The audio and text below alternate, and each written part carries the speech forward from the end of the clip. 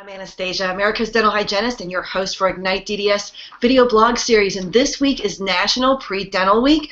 For those of you who do not know what that is, I've got the founder of IgniteDDS, Dr. David Rice, in the house. So we're going to do a quick interview on that and just share some information about what to expect for pre-dentals. David, welcome. Hey, Anastasia, how are you today?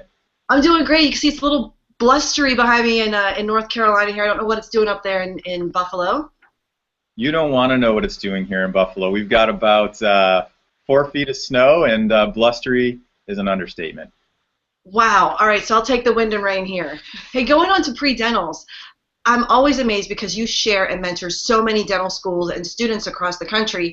It's a huge week this week. So being in dental hygiene, I learned a lot just from all of the excitement and all of the resources that can help pre-dental students. So there's 3 things that you found that may be helpful. And the first one would be to focus your interests. Can you expand on that? Sure. You know, I'll tell you, after serving on admissions boards for a lot of years at different dental schools, the one thing that I've noticed with applicants is everybody wants to build this giant laundry list of things they've done that make them a great candidate for dental school.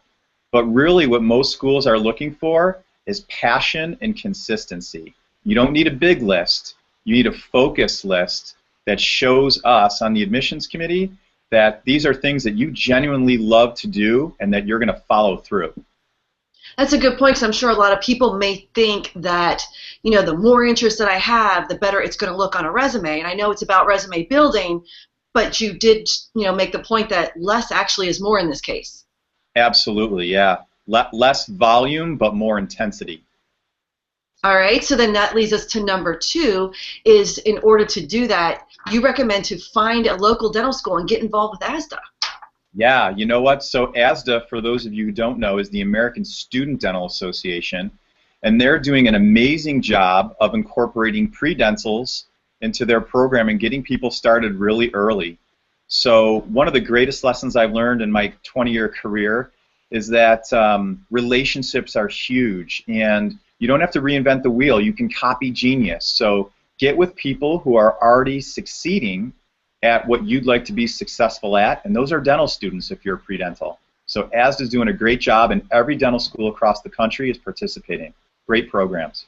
So even if you're not at a dental school right now, you're doing some undergrad work and you're thinking, I might want to try this out. I mean, it's okay to just obviously contact ASDA and just share, look, I'd like to see if I'm ready for this path. Absolutely. I would highly recommend that.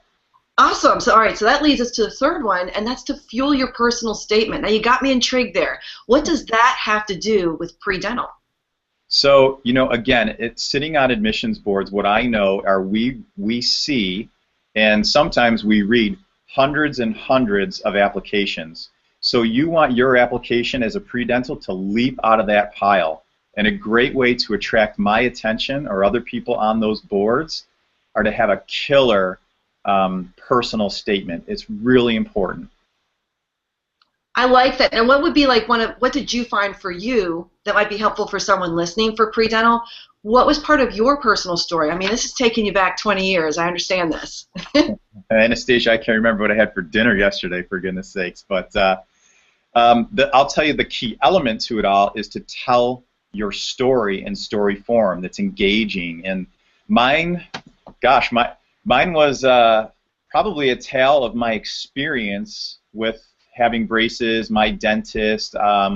We were neighbors. We had a lot in common. So my story was about my path and how I got there. But everybody's story is very different. You shouldn't make one up, but you should know how to highlight your story and make it jump out of that pile. Now that leads us into the final point, which would be if anybody does have a question, because you've been there and you mentor people all over the United States, they can find you at IgniteDDS.com. Absolutely, and you know, which I tell students all the time at all levels that the goal of everything you're doing right now, where you are in life, is you want people to know you. And you need to stand apart. You're branding yourself. You're selling yourself. So we have looked at hundreds and hundreds of personal statements for pre-dentals, for dental students applying to residency programs. And we know how to make them leap off the page, and we're happy to help. So if you are pre-dental and you'd like our help, you know, seek us out.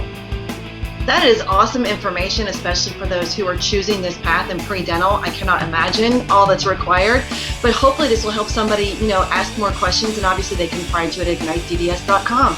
David, thank you for joining me and taking time out of your day today. You're welcome, Anastasia. Appreciate your time.